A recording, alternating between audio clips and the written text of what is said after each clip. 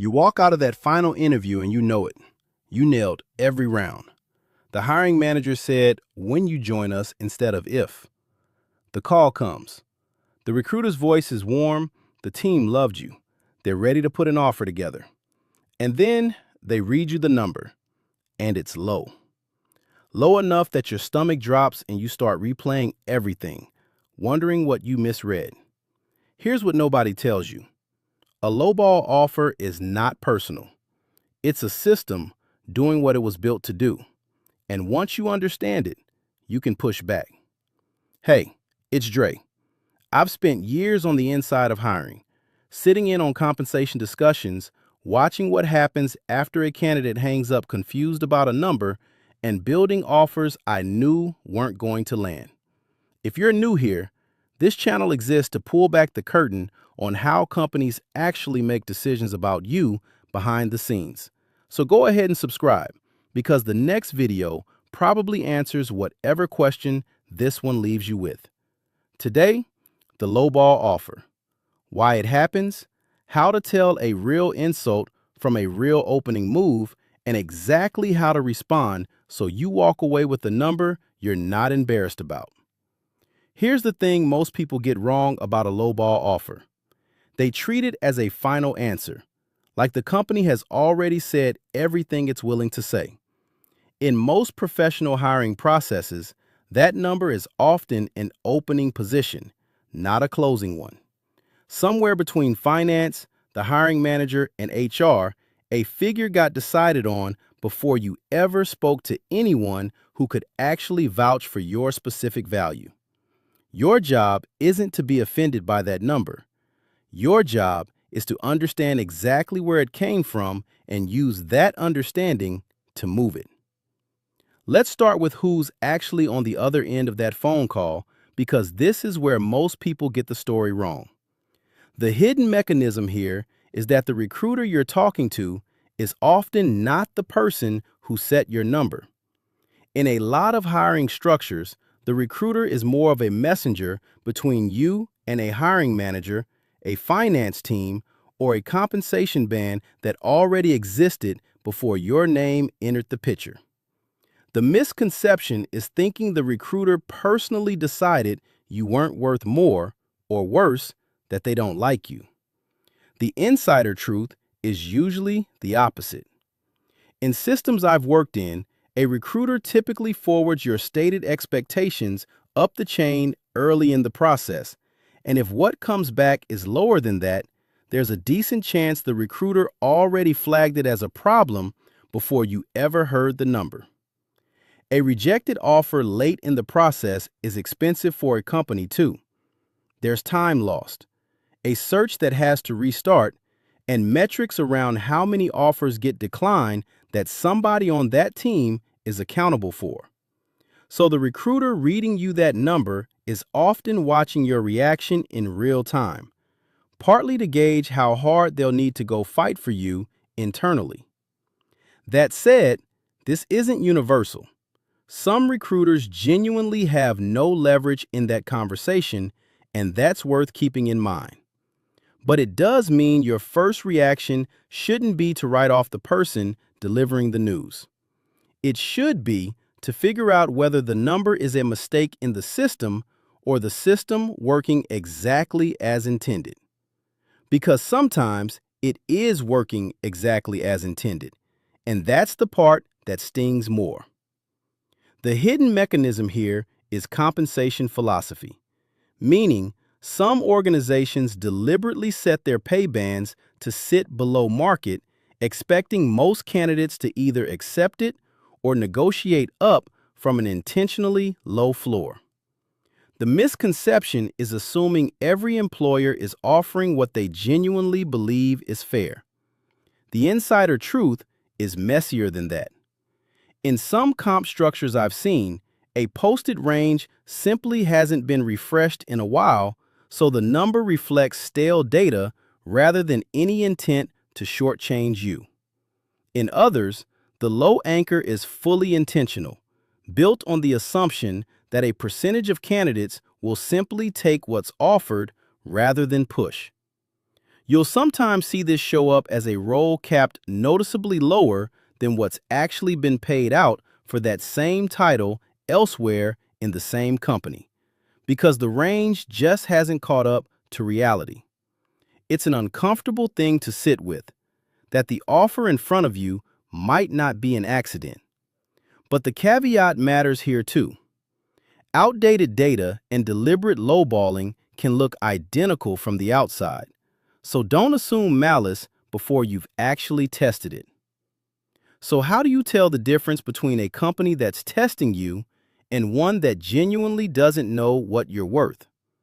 That comes down to how well you know your own number before you ever pick up that phone. Knowing your real number starts with understanding that pay for any given skill set isn't infinite, and it isn't static either. The misconception a lot of people carry is that the longer they stay in a role or a field, the more they should automatically be worth on a straight upward line. The insider truth, in a lot of the comp structures I've been part of, is that pay for an individual contributor often climbs steadily in the early years and then flattens out considerably. Staying in the same lane for 15 or 20 years doesn't guarantee proportional growth, because you're generally being paid for a skill's current market value, not for tenure by itself. This can be an unsettling realization that loyalty to a single track doesn't automatically translate to loyalty in your paycheck, and it's worth sitting with rather than dismissing. The caveat? This varies enormously by industry and role. Some specialized or high-demand skills keep climbing well past that flattening point, so treat this as a pattern to check against your own field, not a universal rule. And that number gets more complicated once you add location into it. Where you're physically based often still changes what you're worth on paper, even inside a remote-first hiring market. And companies are honestly still figuring out how they want to handle that as remote work matures.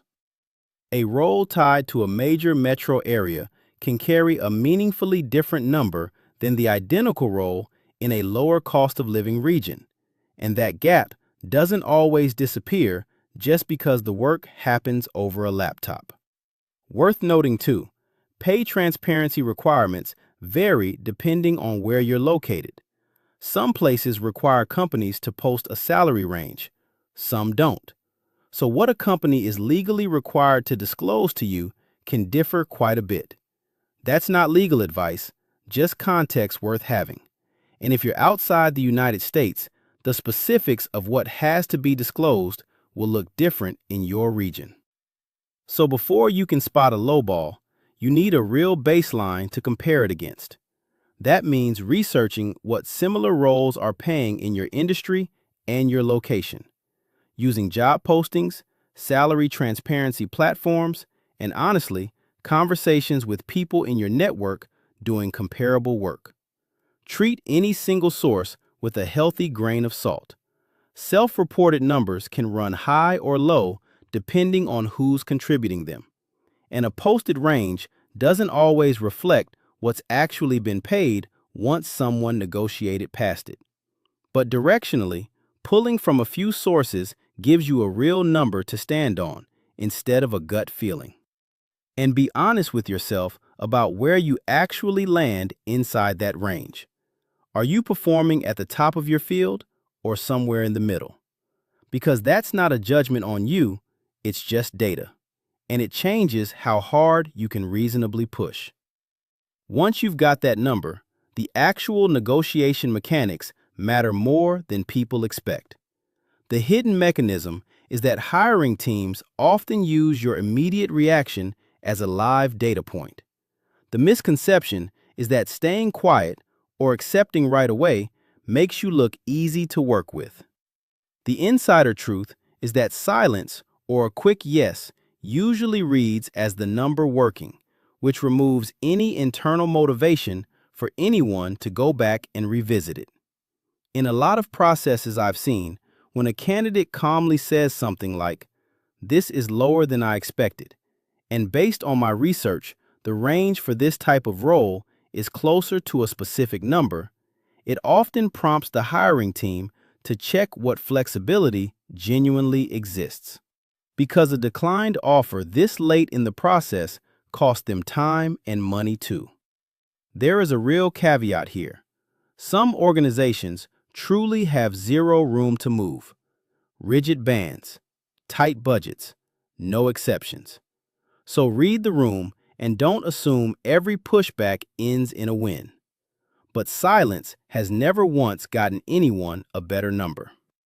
There's also a piece almost nobody accounts for correctly, and it's everything sitting around the base salary itself. Bonus structure, equity, remote flexibility, extra paid time off, a faster review cycle. These all carry real dollar value even when they're not reflected in the base number you were quoted. Before deciding whether an offer actually works for you, it's worth assigning an honest number to each of those pieces instead of treating them as a vague, nice-to-have. Sometimes a lower base salary paired with strong equity or an aggressive bonus structure ends up ahead of a higher base with nothing else attached. And sometimes it genuinely doesn't. You won't know for sure until you actually run the math on the full picture. Now here's where most negotiation advice quietly falls apart, because it treats every lowball offer like it has a great outcome waiting somewhere inside it. And honestly, some of them don't. Sometimes the number stays low because the flexibility genuinely isn't there, no matter how well you make your case. So let's talk about what you actually do with your research and your value case in hand. Because the goal isn't to make noise for the sake of it. It's knowing exactly when pushing is working and when it's quietly telling you something else. First, don't respond in the moment with a yes or no. Asking for a day or two to review the full package is normal, often expected, and it buys you room to think clearly instead of reacting emotionally. Second, go back with a specific number, not a vague complaint. Rather than saying the offer feels low, say what your research actually found and what number would get you across the finish line, tied directly to the value you'd bring in the role. Third, ask about the entire package, not just base salary, because sometimes there's meaningfully more room in bonus structure, equity, or a signing bonus than there is in the base figure itself, especially in regions with tighter pay band regulations. Fourth, set your real floor before that conversation happens, the number below which you genuinely rather keep looking, and hold that line. Because a company that can't get close to a reasonable, well-researched number rarely becomes more generous once you're already working there. Fifth, if they do come back with a real counter, treat it as a data point either way. A company that moves meaningfully when you push back with solid research is generally showing you something good about how it values people. And a company that won't move at all, even with clear data in front of them, is generally showing you something important too. So back to that phone call, the one where the number lands lower than you hoped and your stomach drops. That number was never really about you as a person. It was a starting position inside a system carrying its own budgets, its own internal pressure, and sometimes its own outdated assumptions about what your skill set is worth. Once you see it that way, it gets a lot easier to stop taking it personally and start responding strategically. You do the research, you know your floor, you ask for what the data actually supports, and you stay genuinely willing to walk if the gap never closes. Because a company that can't get your number right at the offer stage rarely gets more generous once you're sitting in the seat. If this helped you see what's actually happening behind that phone call, go ahead and subscribe and hit the bell, because I break down how these hiring systems really work every week. And the next one usually answers whatever question this video just raised for you. Drop a comment and let me know. Have you ever pushed back on a lowball offer and actually gotten more? Or did it go the other way? I read those, and it genuinely shapes what I cover next. Coming up, I'm getting into the exact phrases that shift a negotiation in your favor and the quieter ones that kill your leverage without you realizing it. So I'll see you in that one.